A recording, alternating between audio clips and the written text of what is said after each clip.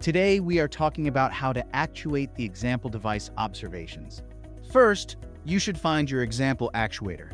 You may select the building on the map and select actuators to filter out all the actuators in the current building. Or you can simply type device popular name or litera into the search box. Next, select your actuator and go to Actuation.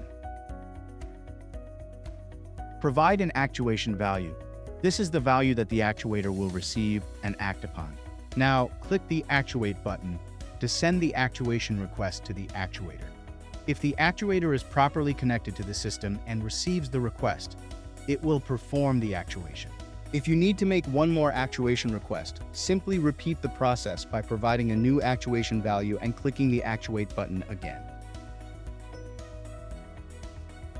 If you need additional assistance, feel free to contact us via email, support@proptechos.com.